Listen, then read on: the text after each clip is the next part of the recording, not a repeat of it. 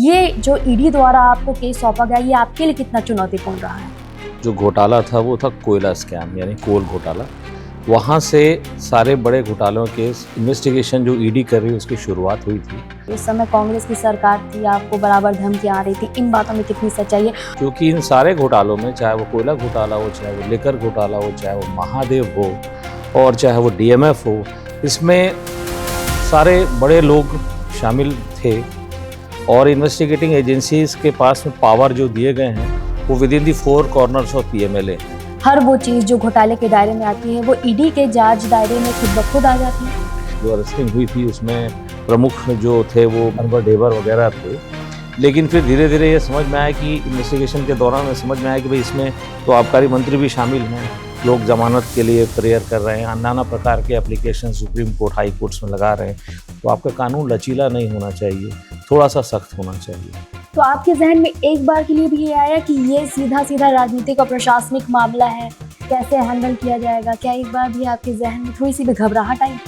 तो चुनौतीपूर्ण है मनी लॉन्ड्रिंग की वकालत करना, क्योंकि यहाँ पर रोज नए डिसीजंस आते हैं, रोज नई फाइंडिंग्स आती हैं, कई प्रकार के इल्जामात भी लगते हैं, क्योंकि केसेस हाई प्रोफाइल हैं, लोग उसमें हाई प्रोफाइल शामिल हैं। इसके अलावा बहुत सारा प्रेशर भी डील करना पड़ता है, दोनों ही पार्टीज की तरफ से प्रेशर डील करना पड़ता है। छत्तीसगढ़ में एक के बाद एक कई बड़े घोटाले हुए, चाहे वो शराब घोटाला हो, कोयला घोटाला हो, डीएमएफ घोटाला हो, सीजीपीएससी घोटाला हो या फिर भारतमाला परियोजना घोटाला।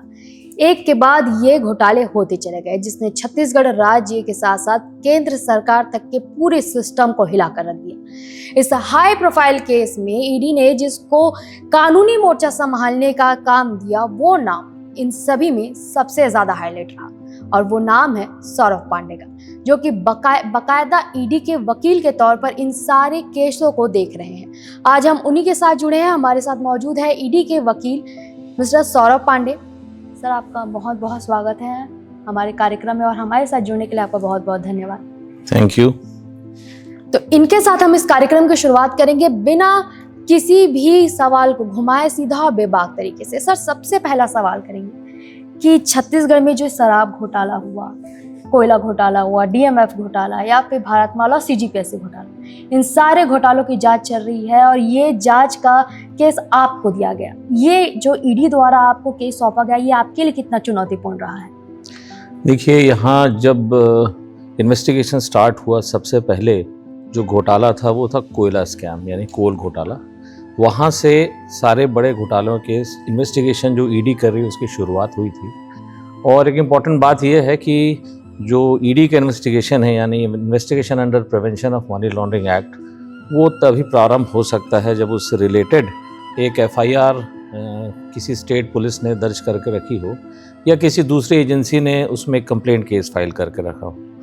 तो ऐसी एफआईआर को खोजना और उसके बाद फिर उन पर धीरे धीरे जांच को आगे बढ़ाना, क्योंकि इन सारे घोटालों में, चाहे वो कोयला घोटाला हो, चाहे वो लेकर घोटाला हो, चाहे वो महादेव हो और चाहे वो डीएमएफ हो, इसमें सारे बड़े लोग शामिल थे और बहुत सारे ऐसे लोग थे जो प्रशासनिक अधिकारी थे और प्रशासन को कंट्रोल कर रहे थे, बहुत सारे इंपॉर्टेंट डिपार्टमेंट्स को कंट्रोल कर रहे थे। इसके अलावा जो उसमें दूसरी पार्टीज़ थीं वो लोग भी हाईली प्लेस्ड पर्सनल थे, चाहे वो पॉलिटिकली एक्टिव हों, चाहे वो मॉनिटरीली उन्होंने अगर पैसा कमा के काफ़ी सारा रखा हुआ है, तो कनेक्शन सबके बहुत हाई थे।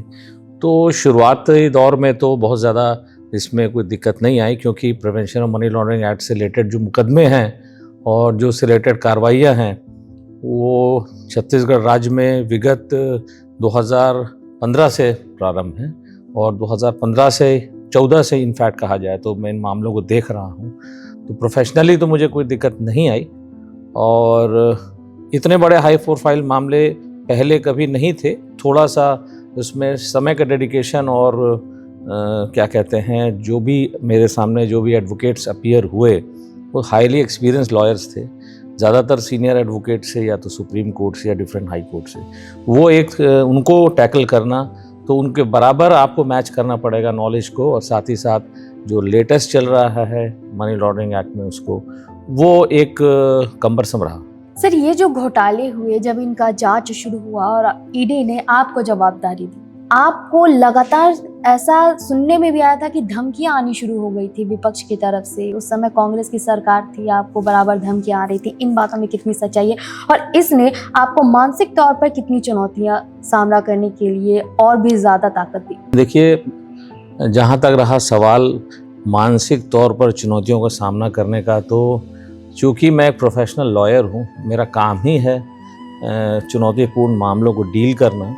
और मनी लॉन्ड्रिंग के अलावा भी दूसरी जो ऑर्गेनाइजेशंस मेरे पास थीं, जैसे कि भिलाई स्टील प्लांट, उसके भी बहुत सारे केसेस मैंने किए जिसमें मॉनेटरी जो रोल है बहुत हाई था, हाई स्टेक्स मामले थे। इसके अलावा छत्तीसगढ़ व्यावसायिक परीक्षा मंडल, उसके भी बड़े इंपॉर्टेंट मामले जिसमें एग्जामिनेशंस को लेकर के हाई स्टेक इन्वॉल्व थे। तो चुनौतीपूर्ण काम तो मेरे पास शुरू से रहे, तो मुझे चुनौती तो बहुत ज़्यादा ऐसी महसूस नहीं हुई। और मनी लॉन्ड्रिंग एक्ट, चूँकि एक्ट तो बिल्कुल नया था, क्योंकि मनी लॉन्ड्रिंग एक्ट तो बना है 2005 में, लेकिन जब उसमें बेसिक अमेंडमेंट्स हुए हैं 2017, 18 और 19 में, उसके बाद ही वो गति में आया है। तो कानून के साथ साथ आगे बढ़ते रहना, नए नए जो कोर्ट के डिसीजंस आ रहे हैं उनको पढ़ते रहना, साथ ही साथ उनको प्रैक्टिस में लाना, इस वजह से चुनौती तो कम रही। और जहाँ तक रहा सवाल ये जो आपने पूछा धमकियों का, तो धमकियाँ नहीं, प्रेशर रहता है हाई प्रोफाइल केसेस में। अब उसको कोई धमकी के रूप में लेता है और कोई लेता है उसको साधारण तौर पे, जैसे मैंने साधारण तौर पे लिया, उसको दबाव तो रहता है। छत्तीसगढ़ की राजनीति में जो सबसे ज़्यादा अगर किसी घोटाले के बारे में बात हुई तो वो थी शराब घोटाला। लिकर घोटाला जो हुआ वो काफ़ी हाई प्रोफाइल एरिया में हुआ। उसका लगातार अमाउंट बढ़ता जा रहा है, कभी 2000 करोड़ का था, अब बढ़कर 2500 करोड़ का हो गया है। तो ऐसे बढ़ता जा रहा है, लेकिन विपक्ष इसको बोल रही है कि अभी जब तक केस साबित नहीं हो जाता है कि ये लोग इसमें गुनहगार हैं, तब तक आप इन्हें गुनहगार साबित नहीं कर सकती है। लगातार ईडी के ऊपर जो इन केस में जो पूर्व आबकारी मंत्री कवासी लखमा गिरफ्तार हुए हैं, या फिर पूर्व सीएम के बेटे चैतन्य बघेल की गिरफ्तारी हुई है, उसको वो पक्ष जो सरकार का अभी जो शासन चल रहा है उस पर इल्ज़ाम लगा रही है। साथ ही बोल रही है कि ईडी अपने काम को सही तरीके से नहीं कर रही है। देखिए, इसमें मैं बड़ा मतलब स्पेसिफिकली इसको मैं बताना चाहूँगा कि इन्वेस्टिगेटिंग एजेंसी का काम है इन्वेस्टिगेशन करना, और इन्वेस्टिगेटिंग एजेंसीज के पास पावर जो दिए गए हैं वो within the 4 corners of PMLA हैं। कहने का मतलब मनी लॉन्ड्रिंग एक्ट में जो पावर दिए गए हैं वहीं तक सीमित हैं, उसके पार जाके वो काम नहीं कर सकते। तो अगर पावर ग्रांटेड है और अथॉरिटी उस पावर के अंतर्गत काम कर रही है, इन्वेस्टिगेट कर रही है, उस इन्वेस्टिगेशन में वो चैतन्य बघेल हो सकते हैं, वो कवासी लखमा हो सकते हैं, वनवर ढेबर हो सकते हैं, वनिल टुटेजा हो सकते हैं, कोई भी हो सकते हैं। इन्वेस्टिगेटिंग एजेंसी सबको एक नज़र से देख रही है। किस नज़र से देख रही है? आपका इन्वॉल्वमेंट पर्टिकुलर, चाहे वो लिकर स्कैम हो, चाहे वो कोल स्कैम हो, चाहे वो जो भी दूसरा स्कैम जो इन्वेस्टिगेशन के दौरान अभी है, या जिनके इन्वेस्टिगेशन ऑन द एनविल हैं, अगर हमको दिख रहा है कि इनका रोल है, हम बाकायदा हमारा जो भी इन्वेस्टिगेशन करते हैं, इन्वेस्टिगेशन करने के बाद कोर्ट के सामने जो हम चीज़ें पेश करते हैं उसमें एविडेंस रहता है, डॉक्यूमेंट्री एविडेंस रहता है, ओरल एविडेंस रहता है, डिजिटल एविडेंस रहता है। तो ये कहना कि जो इन्वेस्टिगेटिंग एजेंसी है, खासकर ईडी, वो अपने पावरों का दुरुपयोग कर रही है और वो एक प्रकार से रूलिंग पार्टी के हाथ की एक कठपुतली बन के रह गई है और उसका इस्तेमाल पॉलिटिकल डैमेजेस करने के लिए हो रहा है, तो मैं ये कहना चाहूँगा भाई, हम अपने क्राइम का इन्वेस्टिगेशन कर रहे हैं, with in the 4 corners granted under the law कर रहे हैं, और उसमें हम एक रूपता मेंटेन कर रहे हैं। अब उसमें कोई भी व्यक्ति आ सकता है, इर्रेस्पेक्टिव ऑफ द फैक्ट कि वो हाई प्रोफाइल आदमी हो, चाहे वो एक कॉमन आदमी हो। सर, अभी आपने ईडी के पावर की बात की, तो ईडी का पावर कितने बड़े क्षेत्र में फैला हुआ है सर? वो क्या हर वो चीज़ जो घोटाले के दायरे में आती है वो ईडी के जांच दायरे में खुद ब खुद आ जाती है? देखिए, मनी लॉन्ड्रिंग एक्ट, जैसे मैंने थोड़ी देर पहले ही आपको बताया कि मनी लॉन्ड्रिंग एक्ट के अंतर्गत इन्वेस्टिगेशन ईडी डायरेक्टली नहीं चालू कर सकती है। उसको एक शेड्यूल्ड ऑफेंस, या जिसको हम कहा जाए कि जो मनी लॉन्ड्रिंग एक्ट के अंतर्गत दिया गया जो शेड्यूल में जो दिखे गए ऑफेंसेस हैं, उनसे रिलेटेड एक एफआईआर का होना आवश्यक है। और पीएमएलए के जो इन्वेस्टिगेशन है वो 2 तरफा होते हैं, शायद इसलिए कठिन कानून और भी बनाया गया है इसको। और उसमें एक सिविल साइड है और एक क्रिमिनल साइड है। जो क्रिमिनल साइड आप सबके सामने हाईलाइटेड है, जो आपने देखा होगा कि लोगों की गिरफ्तारियां हो रही हैं, लोग जमानत के लिए प्रेयर कर रहे हैं, नाना प्रकार के application supreme court, high courts में लगा रहे हैं। तो ये तो चूंकि क्रिमिनल साइड आपको सामने दिखाई पड़ रहा है, उससे एक सिविल साइड भी है। जो सिविल साइड है वो ये है कि अगर हमें ऐसा पता पड़ता है कि मनी लॉन्ड्रिंग की गतिविधियों में शामिल होकर के किसी व्यक्ति ने उस अपराध का कुछ आगम यानी प्रोसीड्स ऑफ क्राइम प्राप्त किया है, तो उसको हम अटैच करते हैं अनंतिम रूप से, यानी प्रोविजनली अटैच करते हैं। अटैच करके उसको हम भेजते हैं फाइनल अटैचमेंट के लिए एजुकेशन अथॉरिटी की दिल्ली में, उसके पास में। तो ये जो दो तरफा कार्रवाई है, इससे ही ज़्यादा कठिन बन जाता है कानून। जो इसके पावर्स हैं वो ज़्यादा कठिन हो जाते हैं, क्योंकि एक तरफ कोई क्रिमिनल प्रोसिक्यूट तो हो ही रहा है, मसलन उसको जेल जाना पड़ रहा है, रिमांड में रहना पड़ रहा है। दूसरी तरफ अगर ये पाया जाता है कि आमुक प्रॉपर्टी, चाहे वो 5 रुपए की हो, चाहे वो 50 रुपए की हो, चाहे 50 करोड़ की हो, वो मनी लॉन्ड्रिंग में लिप्त है, तो उसकी कुर्की भी की जाती है। तो इसलिए जो मनी लॉन्ड्रिंग एक्ट के अंतर्गत जो कार्रवाइयाँ हैं आज आप देख रहे होंगे बहुत ज़्यादा हाईलाइटेड हैं, और पावर्स स्पेशल एक्ट है और स्पेशल चीज़ों को कंटेन करने के लिए कानून बनाया गया है, जैसे कि टेररिस्ट गतिविधियां हैं, इंटरनेशनल टेरर फंडिंग है, फ्लैश ट्रेड है, और इसके अलावा ये जो सारा पैसा कमाया जाता है कहीं ना कहीं वो जाकर के इंटीग्रेट होता है वो इलीगल आर्म्स परचेज में। तो इन चीज़ों, चूँकि ये सारी इंटरनेशनल प्रॉब्लम आज आप देख रहे होंगे कि पूरे वैश्विक स्तर पे ये प्रॉब्लम उभर के सामने आ रही, ड्रग ट्रैफिकिंग है, नार्कोटिक ड्रग ट्रैफिकिंग है, जिससे कि बहुत सारे देशों की नेशनल इकोनॉमी पे डायरेक्ट इम्पैक्ट पड़ रहा है। तो अब नेशनल इकोनॉमी को डायरेक्ट इम्पैक्ट अगर पड़ रहा है, तो ऐसी चीज़ को रोकने के लिए एक स्पेशल एक्ट बनाने की आवश्यकता महसूस हुई, वैश्विक स्तर पे हुई। ये मनी लॉन्ड्रिंग एक्ट केवल भारत तक सीमित नहीं है, ये वैश्विक स्तर पे में आपको देखने को मिलेगा। लगभग ज़्यादातर जो यूनाइटेड नेशन ऑर्गेनाइजेशन से रिलेटेड जो कंट्रीज़ हैं, उन लोगों को ये उन्होंने अपने यहाँ देश में व्यवस्था की है कि मनी लॉन्ड्रिंग एक्ट को रोकने के लिए कोई ना कोई कानून बनाएं, सख्त कानून बनाएं। ठीक उसी प्रकार से भारत में भी इस कानून को बनाया गया, और चूँकि स्पेशल एक्ट है, स्पेशल किस्म के इसमें अपराधी शामिल हैं। आपने देखा होगा जो लोगों को भी अभी प्रोसिक्यूट किया जा रहा है, सारे लोग हाई प्रोफाइल हैं। तो जब आपको हाई प्रोफाइल लोगों के खिलाफ में अगर कोई कार्रवाई करनी है, तो आपका कानून लचीला नहीं होना चाहिए, थोड़ा सा सख्त होना चाहिए। और बीच में इसको सुप्रीम कोर्ट में चैलेंज भी किया गया था, एक बड़ा फेमस केस था Vijay Madan Lal Chaudhary versus union of India. उसमें मनी लॉन्ड्रिंग एक्ट के उन सारे प्रावधानों को चैलेंज किया गया था, जिनसे ये कहा जा रहा था कि भाई ये सारे कानून में जो प्रावधान आपने डाले हैं, ये इसको बहुत कड़ा बना देते हैं, पुरातन काल का बना देते हैं, दमनकारी बना देते हैं। सब चीज़ें सुप्रीम कोर्ट में चैलेंज हुई, लेकिन सुप्रीम कोर्ट के सामने सब कुछ साफ हुआ, छन्नी में छन करके आया कानून, और उसमें ज़्यादातर जो उसके प्रोविज़न हैं उसको सुप्रीम कोर्ट ने कहा कि नहीं भी ये सही हैं, और जिस प्रकार का अपराध है ये, उसको रोकने के लिए इस प्रकार के कानून की बहुत आवश्यकता है। साथ ही साथ ये भी बहुत महत्वपूर्ण चीज़ है कि एक इंटरनेशनल संस्था है जिसको हम कहते हैं financial action task force, FATF, वो उनकी कुछ लिस्ट रहती हैं, ग्रे लिस्ट, ब्लैक लिस्ट।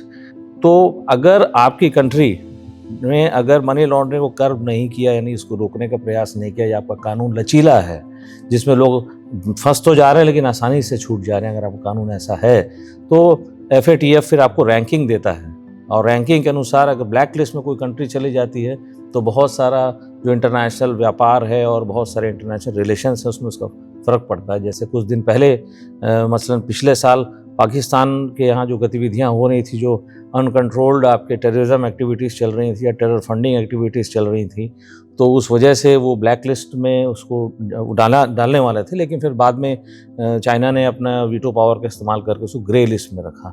तो ये बहुत मायने रखता है किसी देश के लिए कि उसके यहाँ पर मनी लॉन्ड्रिंग का जो कानून बना है वो किस किस्म का है, और उसी से उसकी रैंकिंग तय होती है FATF में। तो इंटरनेशनल आपके जो देश की फेस वैल्यू है वो भी बहुत इंपॉर्टेंस रखती है मनी लॉन्ड्रिंग के कानून को किस प्रकार से बनाया गया। तो आपने जो सवाल किया था, सवाल ये था कि इसमें ऐसे स्पेशल पावर्स दिए गए हैं, क्या ये बहुत ज़्यादा दुरुपयोग तो नहीं है? तो मैं ये कहना चाहूँगा स्पेशल पावर दिए गए हैं क्योंकि स्पेशल टाइप की गतिविधियों को कंट्रोल करना है। सर, लगातार देखा जाता है कि विपक्ष वो हमेशा बोलते हैं कि ईडी केंद्र के कहने पर ही कोई भी कार्रवाई करती है। हालिया में चैतन्य बघेल की गिरफ्तारी उनके जन्मदिन पर ही हो गई थी, जिसको लेकर विपक्ष ने सीधा तीर चला दी केंद्र सरकार पर कि ये मोदी और शाह के कहने पर चैतन्य बघेल को ईडी की तरफ से तोहफा था? मैं तो इसको पॉलिटिकली एंगल से नहीं देखना चाहूँगा, मैं तो इसको अपने इन्वेस्टिगेटिव एंगल से देखना चाहूँगा।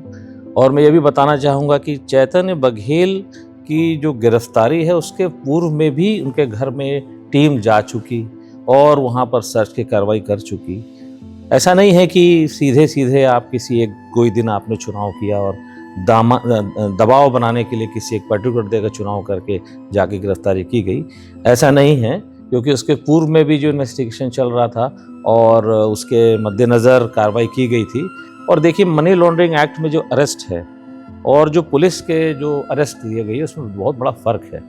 पुलिस अगर किसी व्यक्ति को अरेस्ट करना चाहती है तो पुलिस जो सीआरपीसी के अंतर्गत या आज जो नया कानून आया है भारतीय नागरिक सुरक्षा संहिता के अंतर्गत जो उसको पावर्स दिए गए हैं उसको अंतर्गत जाके अरेस्ट करती है कॉग्निजेबल एंड नॉन बेलेबल मामले में, जैसे कि मनी लॉन्ड्रिंग भी कॉग्निजेबल एंड नॉन बेलेबल मामला है। मसलन पुलिस के पास पावर है कि अगर उन्हें सूचना मिलती है कि यहाँ कहीं कॉग्निजेबल और नॉन बेलेबल मामला घटित हुआ है तो वह तुरंत जाकर अरेस्ट कर सकती है।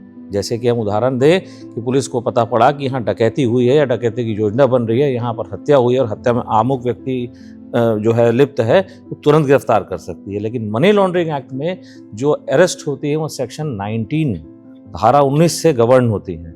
और धारा 19 में कभी भी किसी को अरेस्ट तभी किया जा सकता है जब अरेस्ट करने के पूर्व अरेस्ट करने वाले अधिकारी को यह समाधान हो जाए कि ये मनी लॉन्ड्रिंग गतिविधि में शामिल है और वह रीजंस जिससे कि वो इस नतीजे पर पहुंच रहा है कि ये मनी लॉन्ड्रिंग गतिविधि में शामिल है और इसकी अरेस्ट क्यों में अभी आवश्यक हो गई है, इसे लिखित देना पड़ता है। और ऐसे कई मुकदमे हैं, ऐसे कई एग्जाम्पल्स हमारे पास में हैं कि जब कभी किसी मनी लॉन्ड्रिंग के एक्ट के अंतर्गत काम करते हुए किसी ईडी के अधिकारी के द्वारा अगर वह रीज़न टू बिलीव जिसे मैं कहना चाह रहा हूँ वह कारण उचित कारण दर्शित किए बगैर अगर अरेस्ट की है तो वो अरेस्ट को क्वैश कर दिया गया। ऐसे भी कई सारे उदाहरण हैं। तो जहाँ पर अधिकारी के पास पावर दिया गया मनी लॉन्ड्रिंग एक्ट के अंतर्गत, वहीं उस पर बहुत बड़ी जिम्मेदारी भी दी गई है कि कोई भी पावर का इस्तेमाल वो यूं ही ना कर सके।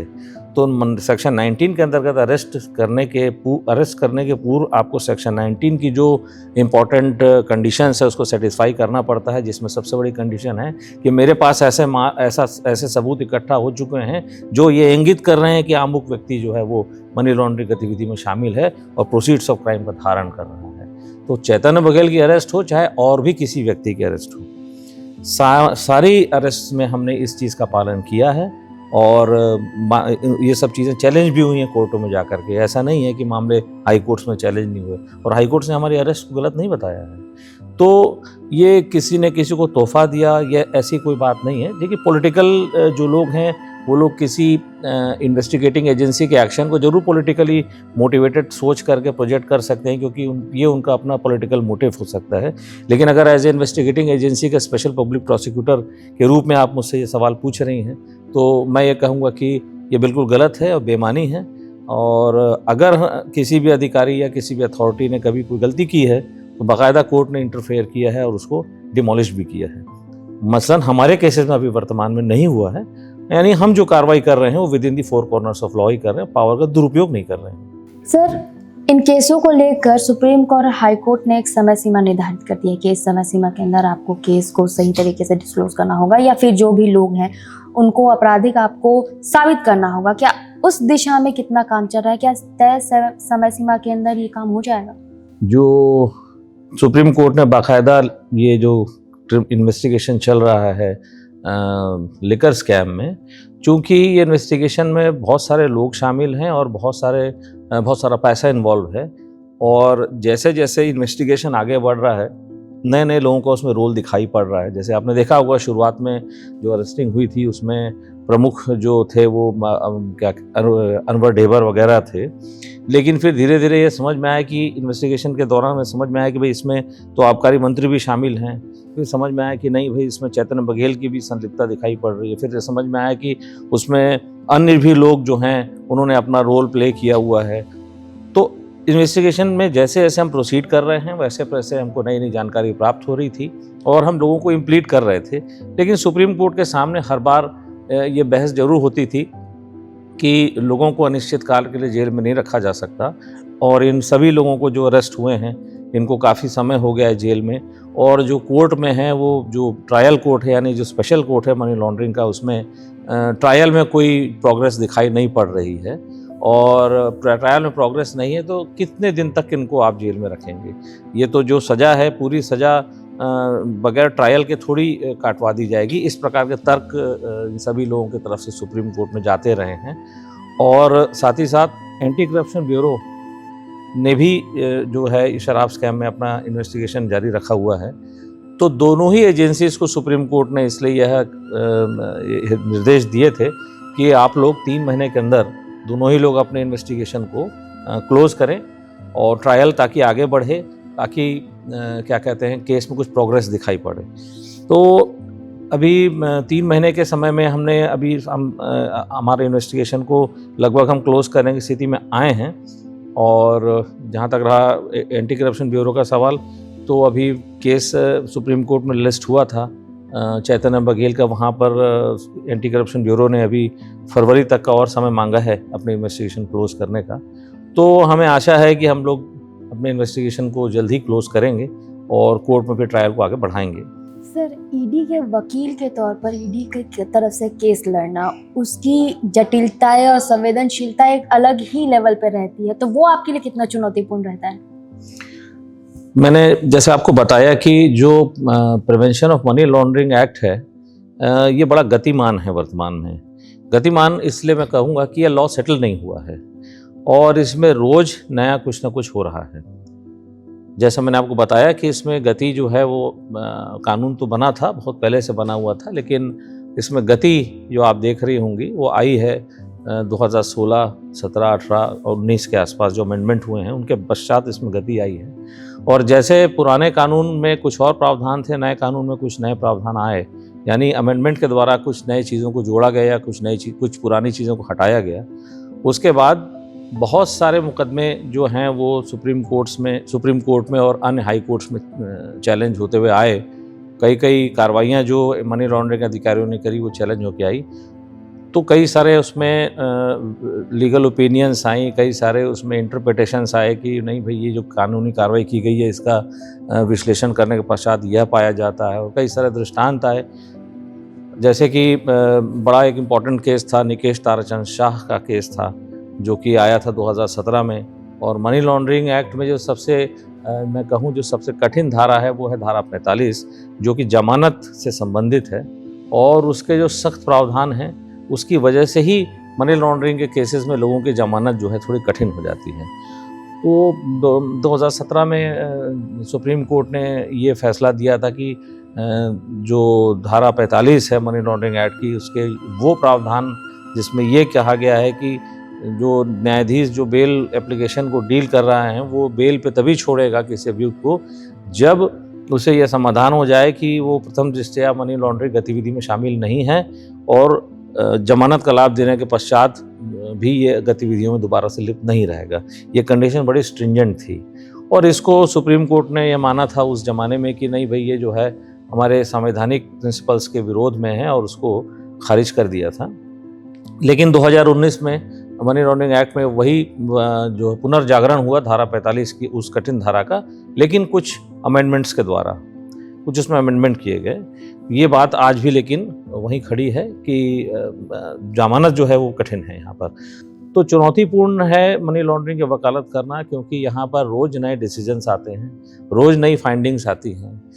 रोज़ अगर आप उसमें पढ़ाई लिखाई नहीं करेंगे, रोज़ अगर आप लेटेस्ट अपडेट्स के साथ आप अपडेटेड नहीं रहेंगे तो लैग बिहाइंड करेंगे। और चूँकि यहाँ हमेशा हमारे जो सामना होता है या कहा जाए जो हमारे अपोजिट में जो काउंसल्स रहते हैं बड़े सीनियर, बड़े प्रतिष्ठित, बड़े मेहनती लोग हैं, काफ़ी साल का उनको एक्सपीरियंस भी है। तो ऐसे व्यक्ति के सामने यदि आपको अपने ऑर्गेनाइजेशन को डिफेंड करना है तो you have to also be on your toes, और इसलिए यहाँ मेहनत काफ़ी है। सर, जब ईडी आपके पास ये केस लेकर आए कि आपको ये केस लड़ना है, तो आपने तो देखा होगा, कागज़ पढ़े होंगे, तो आपके जहन में एक बार के लिए भी ये आया कि ये सीधा सीधा राजनीतिक और प्रशासनिक मामला है, इसे कैसे हैंडल किया जाएगा? क्या एक बार भी आपके जहन में थोड़ी सी भी घबराहट आई? नहीं, देखिए, मैंने जैसे आपके साथ डिस्कशन की शुरुआत में मैंने कहा था कि मैं एक प्रोफेशनल लॉयर हूँ, मेरा काम ही यही है। मसलन जैसे अगर आप एक प्रोफेशनल डॉक्टर से कंपैरिजन करें, तो डॉक्टर अगर रात में ड्यूटी में है और कोई एक्सीडेंट का पेशेंट आ गया जिसका सिर खुल गया है, जिसका चेस्ट कैविटी खुल गई है, तो अगर वो डॉक्टर घबरा जाएगा या दबाव में आ जाएगा, तो उसका इलाज करने के बजाय वो दूसरे डायरेक्शन में सोचने लग जाएगा। उसी प्रकार से ये मेरी फील्ड है, तो मैं एक प्रोफेशनल लॉयर हूँ। मेरे पास मुकदमे आए तो ज़रूर मुझे ये महसूस हुआ कि ये मामले चैलेंजिंग होंगे। चैलेंजिंग इस स्तर पे, क्योंकि जो भी मेरे विरोधी होंगे, वकील जो होंगे, वो लोग सभी लोग काफ़ी सीनियर होंगे और काफ़ी लॉ के में अच्छा एक नॉलेज रखते होंगे, तो उनके सामने खड़े होने के लिए मुझे भी अपग्रेड होना पड़ेगा। तो चुनौती मेरे को केवल बस इतनी सी ही दिखाई पड़ी, बाकी घबराहट या ऐसी कोई चीज़ मेरे पास नहीं हुई, ना कभी होती है। सर, ये तो बात रही घोटालों से रिलेटेड, आपके करियर से रिलेटेड। सर, आपके करियर को आपको वकालत करते समय बहुत समय हो गया है, तो क्या कोई ऐसा केस जिसके ऊपर आपको गर्व महसूस होता हो कि हाँ, ये केस मैंने हैंडल किया? नहीं, देखिए, ऐसा है कि मैं आपको थोड़ा-सा इतिहास के पन्नों को पलटता हूँ मैं जब मैंने अपने बीएससी की पढ़ाई पास करी थी Durg government arts and science college से, तो मेरा बिल्कुल उद्देश्य वकालत में आने का नहीं था। मैं जाना चाहता था सम्मिलित रक्षा सेवा यानी combined defence services exam pass करके इंडियन आर्मी में I wanted to become an officer.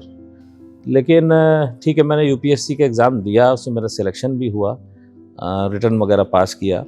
लेकिन मेरे परिवार वालों की थोड़ी उस तरफ अनिच्छा थी, इसलिए मैं वहाँ आगे नहीं बढ़ पाया, उनके विरोध को मैं नहीं टाल पाया। तो उसके बाद मैंने ये तय किया कि एलएलबी के बाद मैं एलएलएम करूँगा, और कॉलेज में मैं पढ़ाना चाहता था। एक शिक्षक के रूप में मैं अपने कैरियर को देखता था, और एलएलएम के बाद मैंने पीएचडी करी। पीएचडी करने के बाद जो टीचिंग लाइन में जाने के लिए जो भी क्वालिफ़िकेशंस चाहिए रहती हैं, मसलन जो स्टेट एलिजिबिलिटी टेस्ट वगैरह, ये सब मैंने पास किया। और फिर बाद में मैंने पब्लिक सर्विस कमीशन का एग्ज़ाम लिखा, जिसको मैंने 2012-13 के आसपास पास किया। Assistant professor law, Dhamtari law college मुझे पोस्टिंग मिली, और मैं बहुत खुश था, और मैं ज्वाइन भी करना चाहता था, क्योंकि वो मेरे लिए बड़ा अच्छा फील्ड था। जब मैं एलएलएम मैंने बरकतुल्लाह यूनिवर्सिटी भोपाल से किया है, वहाँ भी मैं जब एलएलएम करने के दौरान वहाँ पढ़ाता था, क्लासेस देता था, तो बड़ा मेरे लिए इंटरेस्टिंग फील्ड था वो। लेकिन मुझे इस वकालत में लाने का श्रेय मैं अपने नाना जी स्वर्गीय शंकर लाल गौतम जी को देना चाहता हूँ, और साथ ही साथ मेरे पिताजी डॉक्टर तरुण कुमार पांडे, जो कि एक मेडिकल डॉक्टर हैं।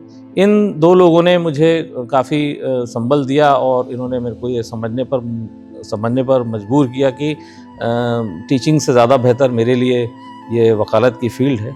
और उसके बाद से मैं यहाँ पर हूँ, और मैं अपने हर केसेस को एंजॉय करता हूँ। हर केसेस में कुछ ना कुछ नया चैलेंज होता है, भले वो छोटे मुकदमे हों या बड़े मुकदमे हों, भले वो छोटा सा कंज्यूमर फोरम का मामला हो, या आपके मैट्रिमोनियल डिस्प्यूट हो, या आर्बिट्रेशन का डिस्प्यूट हो जिसमें करोड़ों रुपए के स्टेक्स इन्वॉल्व हैं किसी ऑर्गेनाइजेशन के, या फिर मनी लॉन्ड्रिंग के मामले जिसमें राज्य शासन के और केंद्र शासन के और एजेंसीज के बहुत बड़े स्टेक्स हैं, या फिर एंटी करप्शन ब्यूरो के जिसमें करप्शन के ढेर सारे मामले हैं। तो हर मामला चैलेंजिंग होता है, और हर मामले में कुछ अच्छा करने के बाद ज़रूरी नहीं है कि हर मामले में आपकी जीत ही महसूस हो, लेकिन हर मामले में तैयारी करने के पश्चात जो भी रिजल्ट आता है उसको शिरोधार्य कर स्वीकार करना एक अच्छा काम रहता है, क्योंकि उससे हमको आगे सीखने को मिलता है। ऐसी मेरी भावना है, ऐसी मेरी सोच है। तो मैं अपने हर केसेस को एंजॉय करता हूँ, और अपने हर केस से मैं कुछ ना कुछ सीखता हूँ। तो कोई एक पर्टिकुलर केस अगर आप कहेंगे कि जो मेरा turning point of the life होगा, तो ऐसा कोई भी नहीं है। सर, इस हाई प्रोफाइल काम के लिए आपको अलग से एक निष्पक्षता, पारदर्शिता और पेशेवर संतुलन की जरूरत पड़ती है, तो आपकी रणनीति क्या है इन सबको मेंटेन करके चलने की? देखिए, यहाँ पर प्रोफेशनलिज्म सबसे हाई रखना पड़ता है, क्योंकि ये सारे हाई प्रोफाइल केसेस हैं। इसमें कई प्रकार के इल्जामात भी लगते हैं, क्योंकि केसेस हाई प्रोफाइल हैं, लोग उसमें हाई प्रोफाइल शामिल हैं। इसके अलावा बहुत सारा प्रेशर भी डील करना पड़ता है, दोनों ही पार्टीज की तरफ से प्रेशर डील करना पड़ता है। तो बेस्ट वे है कि आप अपने काम पे ध्यान दें, और उसमें ही जो आप बेहतर कर सकते हैं उसकी तरफ अगर सोचेंगे, तो बाकी सारी चीज़ें बड़ी बेमानी हो जाती हैं, और किसी प्रकार का कोई टेंशन फिर उसमें आता नहीं है। तो मेरी जो स्ट्रैटेजी रहती है इन केसेस को डील करने की, जब से ये केसेस मुझको अलॉट हुए हैं, और इतने दिन से जो मैं मेहनत कर रहा हूँ और कुछ ना कुछ अच्छा करके दिखाने की कोशिश कर रहा हूँ, कुछ ना कुछ अच्छा कर भी रहा हूँ। कुछ जगह पर विफलताएं भी हाथ में आई हैं, ऐसी बात नहीं है। तो विफलताओं से सीखना और जो केसेस हमने जो जिसमें हमें सफलता प्राप्त हुई है, उससे कुछ और अच्छा करने की आशा रखना, यही सोच जो है वो दूसरी चीज़ों के तरफ कभी मन को भटकाती नहीं है। तो मेरी स्ट्रैटेजी सदैव यही रहती है और इसीलिए मैं ये काम को इसी प्रकार से कर रहा हूँ।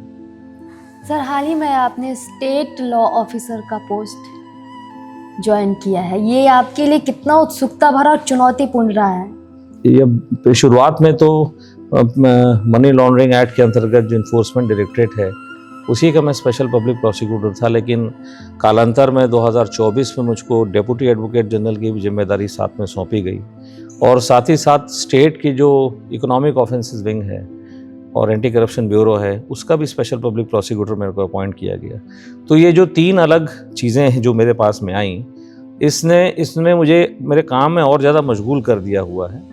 और जो काम तो सारे चुनौतीपूर्ण हैं, क्योंकि ना सिर्फ मनी लॉन्ड्रिंग केसेस देखना, उससे एसोसिएटेड या उससे जो केसेस एसोसिएटेड नहीं है, जो दूसरे करप्शन केसेस हैं उनको डील करना, और साथ ही साथ जो as a deputy advocate general जो दूसरे लीगल ओपिनियंस हैं और जो बहुत सारे दूसरे केसेस की ड्राफ्टिंग है उस सब को डील करना, इसमें ठीक है मज़ा तो काफ़ी आता है, अलग अलग चैलेंजिंग काम करने को मिलता है, उससे प्रोफेशनल नॉलेज ही बढ़ता है। और ये भी रहता है कि नए नए फील्ड ऑफ लॉ जो हम डील कर रहे हैं उसमें नए नए प्रकार की चीज़ें आ रही हैं, तो थोड़ा सा आपका नॉलेज बेस बढ़ता है। ये है कि लेकिन इसमें इन्वॉल्वमेंट काफ़ी हो जाता है, तो पर्सनल टाइम काफ़ी कम मिलता है इसमें। सर, ये तो हो गई प्रोफेशनल लाइफ की बात। अब थोड़ा पर्सनल लाइफ के बारे में बात करते हैं। हर एक व्यक्ति की अपनी कुछ हॉबीज़ होती हैं, कुछ लोगों को ट्रैवलिंग पसंद होती है, कुकिंग पसंद होती है, आपकी क्या हॉबी है? सच मैं आपको अगर सच बताऊं तो कोई ख़ास मेरी हॉबी मेरी कभी डेवलप मैंने नहीं करी, लेकिन हाँ एक हॉबी मेरी ज़रूर है, वो है कि सुबह उठ करके पहले मैं जॉगिंग करता था, अब आजकल जो है उतना समय नहीं दे पा रहा हूँ जितना पहले मैं किया करता था। वो मेरी एक हॉबी है।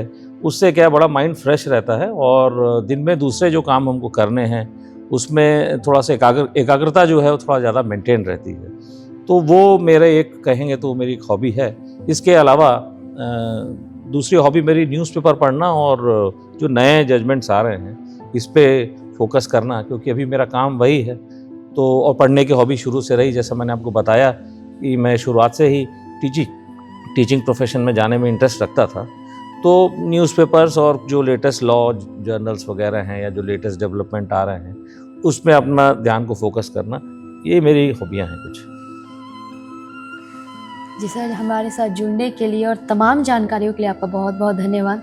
Thank you. तो ये थे हमारे साथ ईडी के लॉयर सौरभ पांडे जी, जिन्होंने हमें बताया तमाम उन जानकारियों के बारे में जो छत्तीसगढ़ में चल रहे घोटालों से जुड़ी हुई है।